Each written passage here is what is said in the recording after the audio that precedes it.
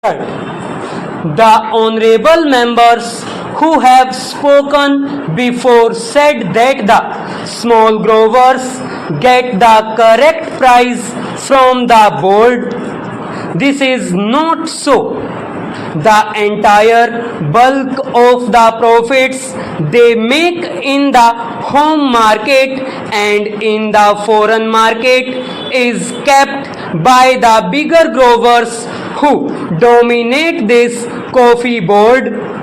The price they get is more than what they pay to the small growers. That is the complaint of the small growers. So, it is not correct to say that the profits this board makes are equally distributed to the small growers. Hence, the conflict between the big growers and the small growers is increasing.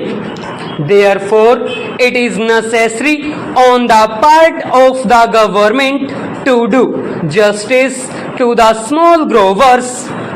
The government thinks that by taking powers for nominating the president of the board, it is able to do justice to the small growers. The number of the small growers is 34,000 while the number of the big growers is 590. Most of the seats reserved for the growers in the last board were monopolized by the big growers.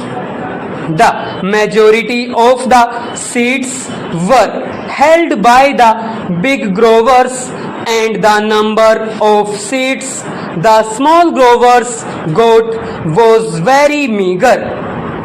It was not more than 4 if my recollection is correct. What the government should have done was to give equal representation to the small growers.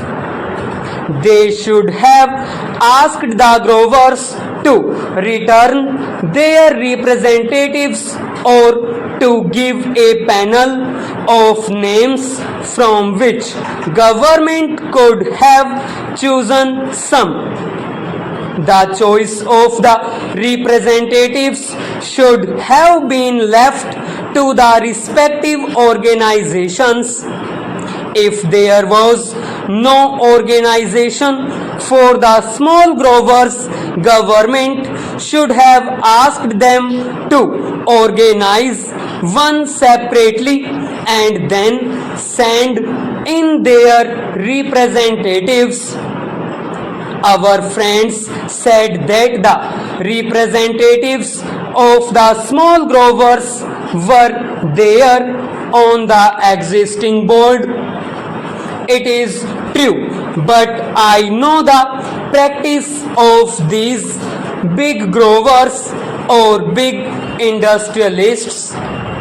Having given membership to the smaller fry on their organizations, they don't allow them to express themselves. The chairman or the man who holds sway of the board sees to it that all the members agree to what he dictates.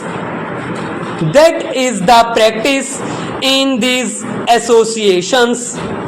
We know that. So, it is better to have a separate organization for the small growers and ask them to submit their panel of names to represent them on the board. Representation on the board should not be governed by the number of acres owned and the amount of capital invested, but by the number of the growers. If this principle is adopted, the bigger growers will not be able to run away with what they want.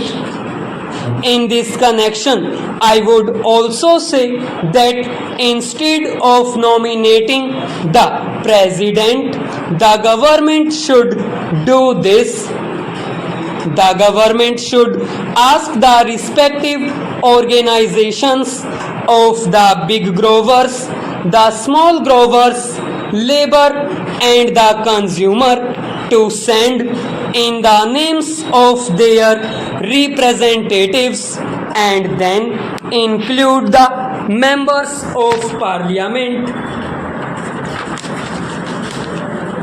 Then the board constituted in this way should be asked to elect its chairman.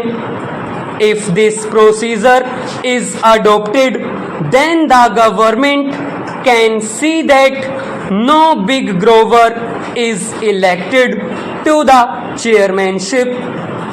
In that case, only a man who can command a majority in the board will be elected, and that man will see to it that justice is done to all the interests concerned. But here the government, in the name of asking over control of the industry, wants to bureaucratize the whole industry.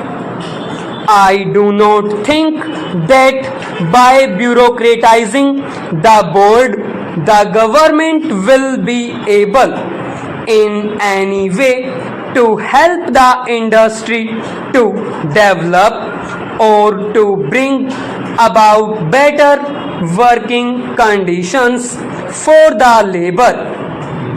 One member in the select committee said that no representation should be given to labor. That is the attitude of the growers. That is the attitude generally of all employers in this country. But is it just on their part to deny representation to labor as well as to the consumers? Certainly, the rights of these people should be recognized. I don't think that by merely giving representation to labor on the board, the government can do justice to labor. It is true that the minister in the select committee, as well as in his reply to the debate in the other house, said that the working conditions of labor were very pitiable and deplorable and should be improved. Sir, there was also a petition sent to the Lok Sabha by the employees of the coffee house recommending to the house that their petition should be considered. The employers deny the rights of the workers and they say that they have made all efforts to develop the industry in all these 13 years, at whose cost it is at the cost of the workers by paying them low wages. They have made a huge profit, which is expressed in the reply of Mr. Radcliffe to a question of the Honorable Minister for Commerce and Industry that he had been distributing a dividend of 13.5% in 1 year. In 1 year, he had given 20% dividend, in another year 27%, and yet another year he gave 19% to his shareholders. At the same time, this big dividend is after deducting the expenses including depreciation, taxation, reserved fund and reserve fund to capital invested. Apart from all these, they have made a net profit so as to distribute an average dividend at 13.5%. Can anybody imagine that such an industry should be allowed to distribute this high dividend at the cost of the poor labor who actually produced this profit? Certainly at the cost of the poor labor and the people they have got this profit. The coffee houses are getting coffee at the rate of rupees 210 per quintal. At the same time, how do they sell coffee there?